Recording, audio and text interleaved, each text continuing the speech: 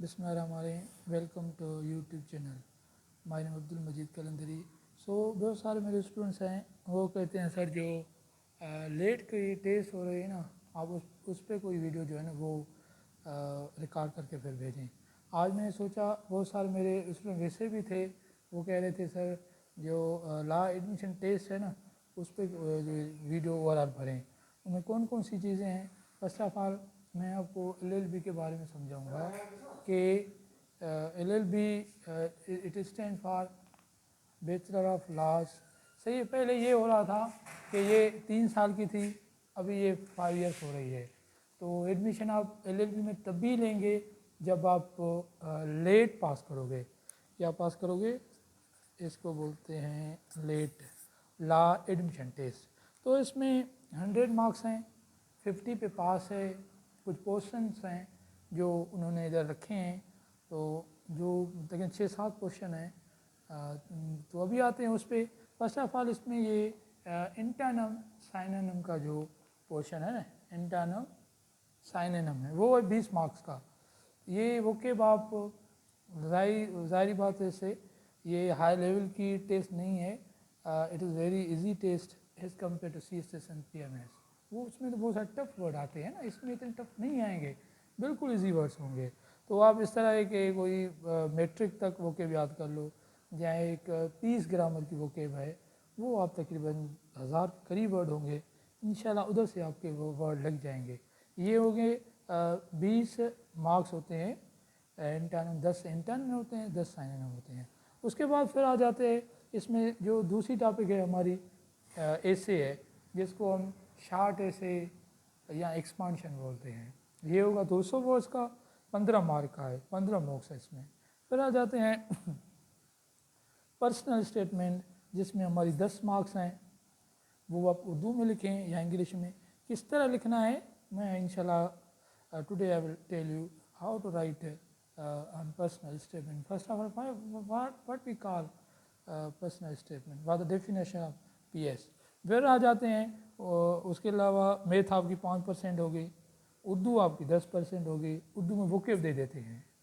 फिर आप पाकिस्तान अफेयर हो गया 10%, इस्लामियात 10 MCQs, GK आपका हो गया 20 MCQs। अब आ जाते हैं जो हमारी दूसरी टॉपिक है, इस पे आ जाते हैं जो हमने अभी जो स्केच ओवरऑल बनाया लेट का। इंशाल्लाह 1 बाय 1 हम उसको अब डिस्कस कर रहे हैं। तो अब आ जाते हैं फर्स्ट ऑफ ऑल एंटोनिम और साइनोनिम वो हो गए, वो आप कहीं से भी याद कर सकते हो, मगर I recommend vocab in peace grammar. वो इट इज़ वेरी इजी, माना भी इसकी सिंधी में लिखी हुई है, तो आप उधर से याद करो इंशाल्लाह हो जाएगी। फिर आ जाते हैं सेकंड टॉपिक है हमारी एसे, या जिसको हम शार्ट एसे बोलते हैं या एक्सपांशन बोलते हैं। वो आपको लिखने पड़ेंगे 200 वर्ड्स के। सही है, 200 वर्ड्स के लिखने हैं। उसके अलावा 15 मार्क्स हैं इसके। सही है, इसमें 3 चीज़ें होती हैं। अब हम आ जाते हैं कि ऐसे किस तरह लिखें, शार्ट एक्सपांशन लिख किस तरह लिखें। तो इसमें 3 पार्ट्स होते हैं। देयर आर 3 पार्ट्स इन ऐसे। ये बड़ा ऐसे नहीं है जो आप CSS में 4000 3000 का लिखते हो, ये बिल्कुल 200-300 वर्ड्स का है। It is very easy. तो इसमें 3 पोर्शन होते हैं, इंट्रोडक्शन होगा, बॉडी हो गया और कंक्लूजन होगा। सही है, इसकी प्रेजेंटेशन थोड़ी फोकस करें कि presentation it is very important and writing skill. Presentation plays very important role specially in written exam of any exam. आपका CSS हो, PMS हो, इवन यूनिवर्सिटी के पेपर्स हो, उसमें जो आपका प्रेजेंटेशन है ना वो बड़ा बड़ा इंपॉर्टेंट रोल प्ले करती है।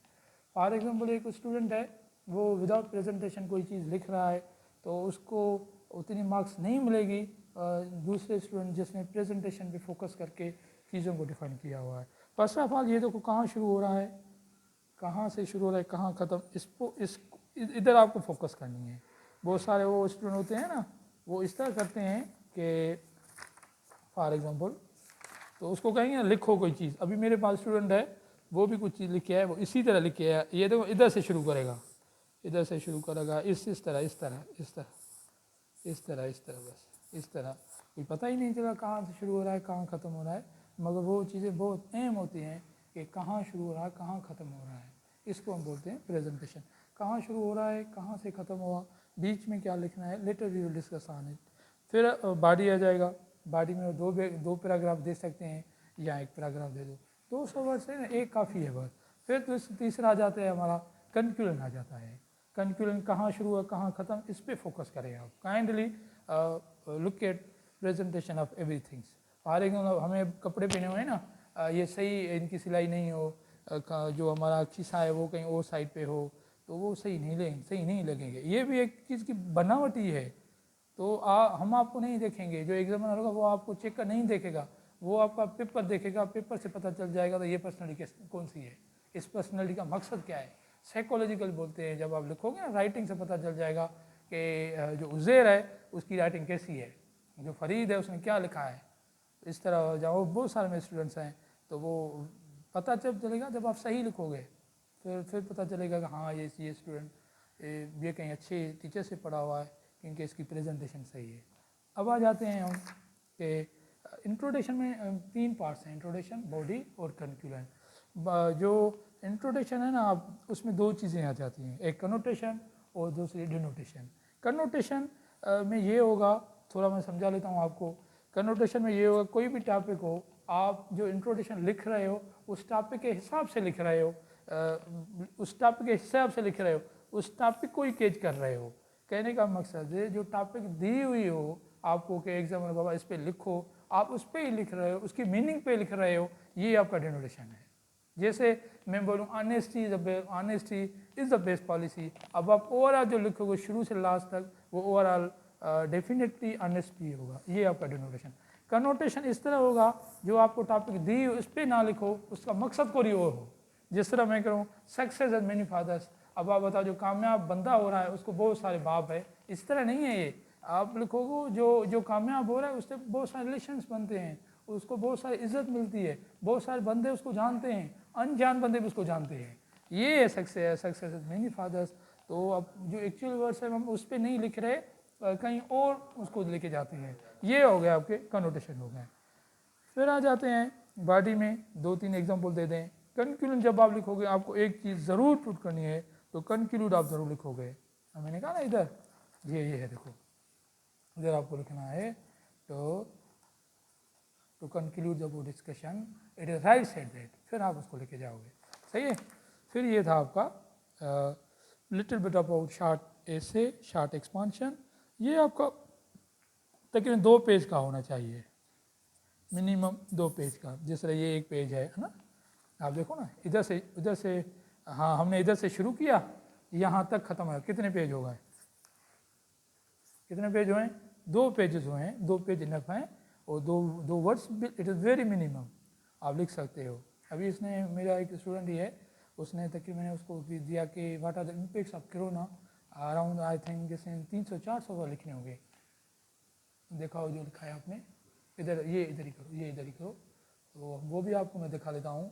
अभी आज इसको बोला है कि आप write down something on what are the impacts of corona. कहाँ पे बाबा, कहाँ पे बेटे, हाँ ये लिखा हुआ है।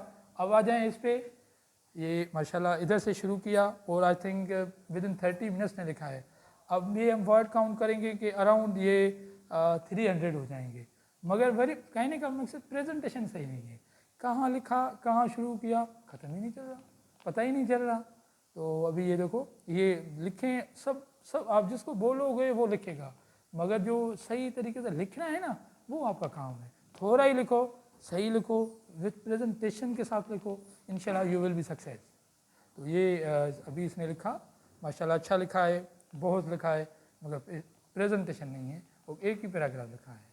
तो अब हम आ जाते हैं कि हमारी टॉपिक थी, अब आ जाते हैं पर्सनल स्टेटमेंट में। पर्सनल स्टेटमेंट में ये है कि आप एक या 2 पैराग्राफ लिखने हैं। एक पैराग्राफ में मैक्सिमम जो आपकी 8 लाइन होनी चाहिए।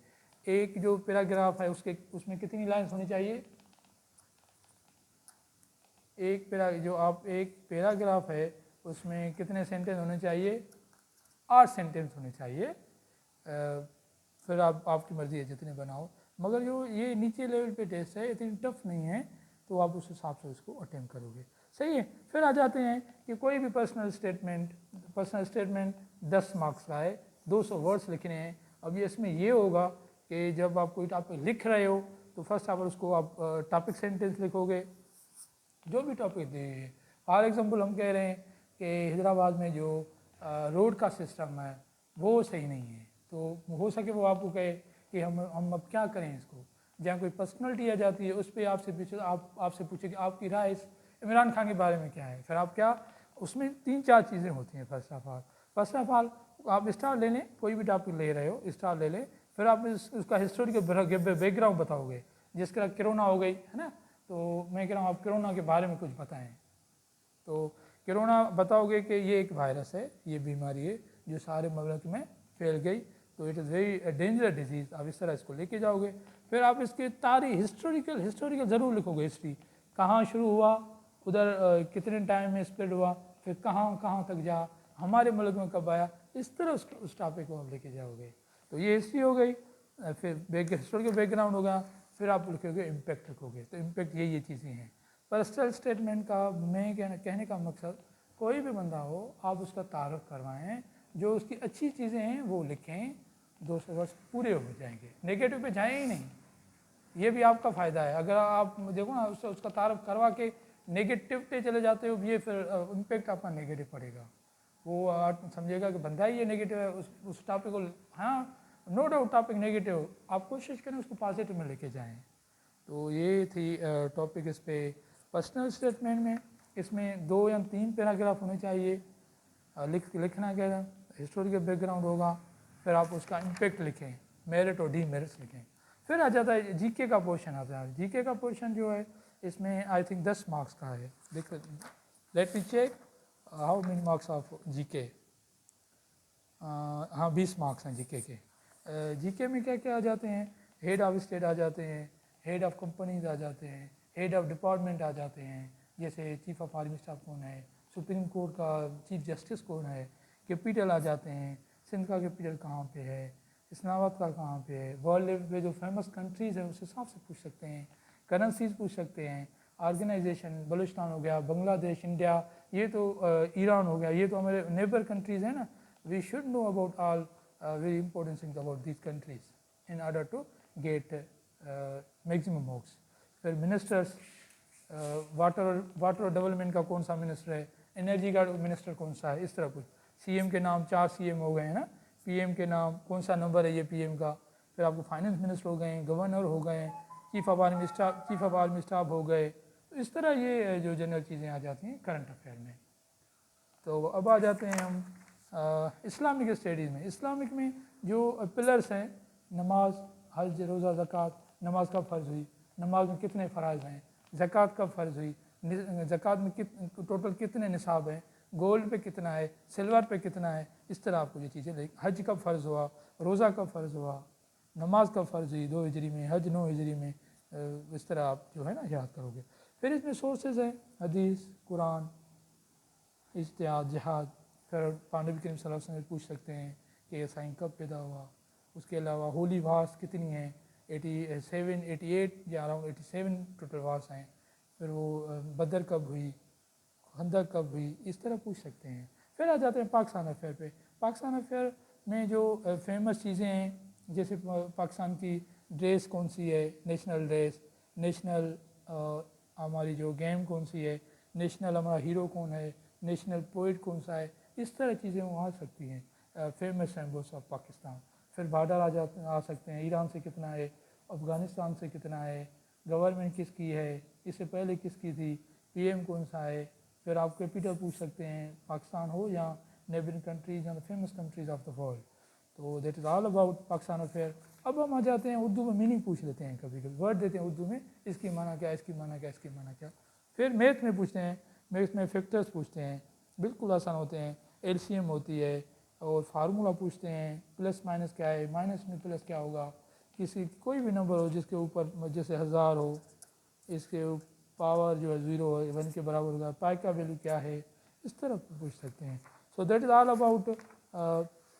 ये आज मैंने सोचा कि टाइम दे के जो आपका लेट है उसके मुताबिक एक पूरा लेक्चर बनाऊँ, जाके फिर अपने चैनल पे रखूँ, फिर आप फर्दर काइंडली जाके शेयर करें, और मैं अपना नंबर मेंशन करूँगा अपनी लिंक पे, तो किसी को भी कोई भी इशू हो लिखने में, कोई चीज़ असिस्ट करवाने में, ये मेरा व्हाट्सएप नंबर दिया हुआ, उस पर यू कैन मैसेज मी, इंशाल्लाह I will response you always positive. So at the end, like and subscribe my channel. Thank you for watching my channel.